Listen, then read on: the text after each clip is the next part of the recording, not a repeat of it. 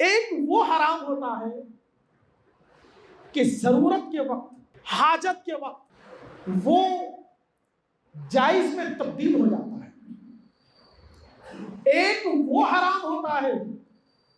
جو ضرورت اور حاجت کے وقت جائز میں تبدیل نہیں ہوتا۔ یہ فقہ حنفی کی معتبر اور مستند کتاب رد المختار، جسے فتاوی شامی کے نام سے جانا جاتا ہے، عرب دنیا کے فقہ حنفی کے اتنے بڑے شہنشاہ ہیں کہ اعلیٰ حضرت امام اہل سنت نے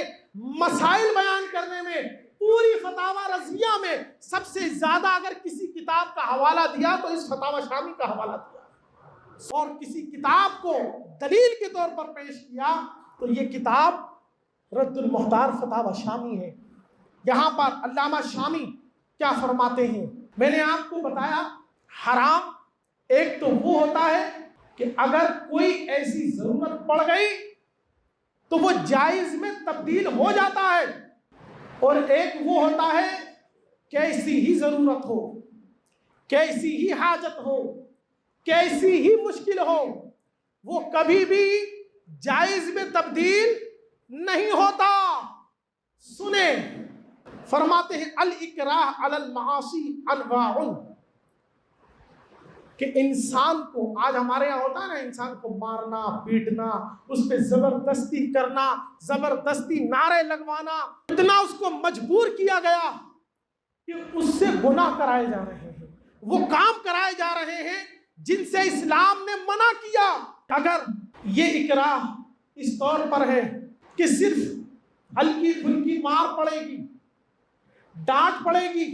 اور وہ مکمل اکراہ میں نہیں، تو فرماتے وہاں پر گناہ کرنے کی رخصت نہیں ہے کہ تم سے کوئی کرائے تو تم پھٹ سے کر رہے نہیں، لیکن فرمایا اگر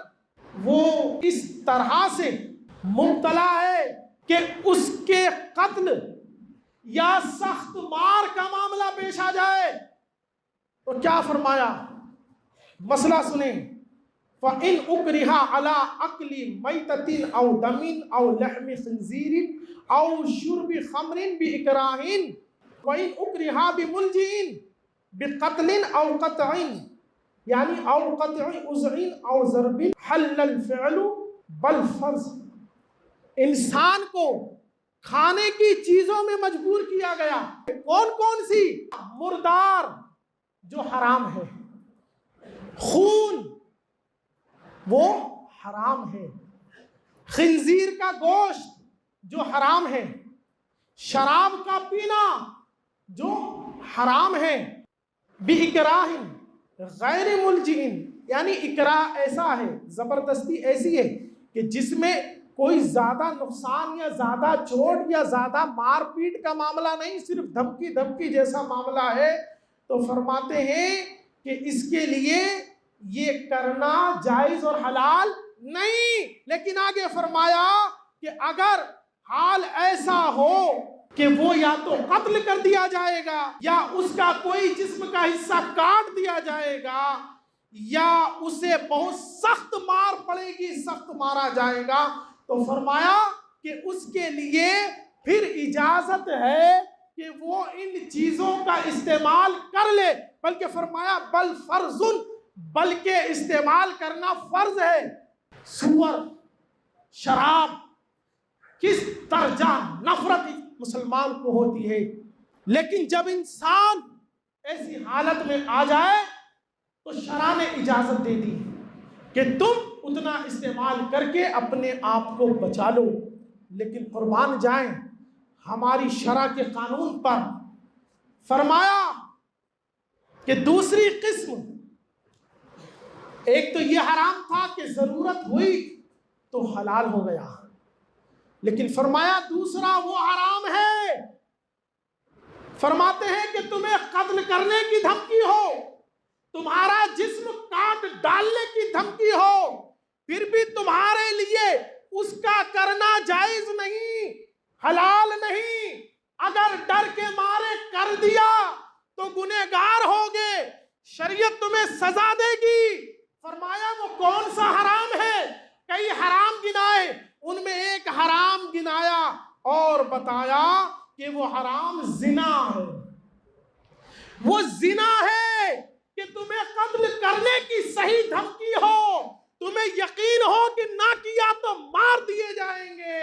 اسلام کا قانون کہتا ہے مر جاؤ لیکن زنا نہ کرو۔ پیغمبر اسلام کا قانون تو یہ بتا رہا ہے کہ تمہیں مارنے کی تمہیں دھمکی دی جائے، یقین ہو کہ نہیں کیا تو مار دیے جائیں گے، تو پیغمبر اسلام کا قانون یہ ہے کہ تم مر جانا مگر زنا نہ کرنا، تم مر جانا لیکن زنا کے قریب نہ جانا۔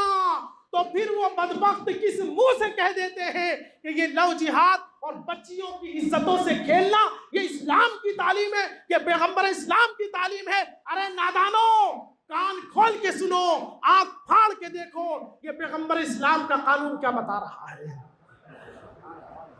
ہم نے تو پیغمبر اسلام اور اسلام کے قانون سے تمہیں بتا دیا کہ اسلام تو کہہ رہا ہے کہ تمہیں دھمکی ملے مر جانا لیکن زنا بے حیائی کے قریب نہ جانا۔ تمہارے مذہب میں کوئی ایسا قانون ہو پوری دنیا کی عورت کی حفاظت کے لیے تو ہمیں بتاؤ، ہم دنیا کو وہ بھی بتائیں گے، ہم دنیا کو وہ بھی بتائیں گے کہ دیکھو اسلام بھی یہ کہہ رہا ہے، فلاں مذہب بھی یہ کہہ رہا ہے، فلاں مذہب بھی یہ کہہ رہا ہے، لیکن ہم نے تو بہت کچھ چھان لیا، ہمارے ہاتھ تو ابھی تک کسی مذہب میں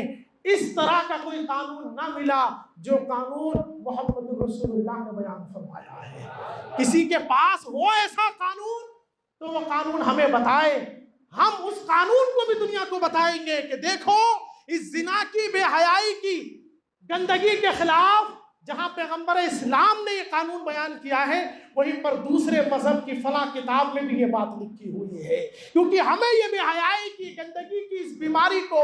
صرف ہمارا ٹارگٹ یہ نہیں ہے کہ صرف مسلمانوں سے دور ہو، نہیں، بلکہ ہم تو یہ چاہتے ہیں کہ پوری دنیا سے بے حیائی کی یہ گندگی دور ہو، دنیا کے ہر مذہب کے ماننے والوں سے یہ گندگی دور ہو،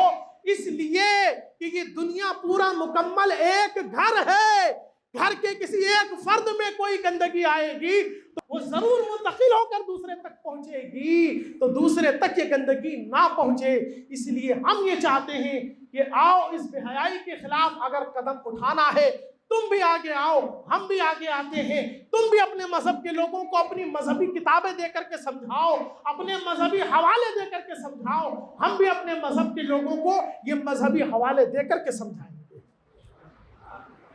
لیکن دیکھتے ہیں اب کون آتا ہے۔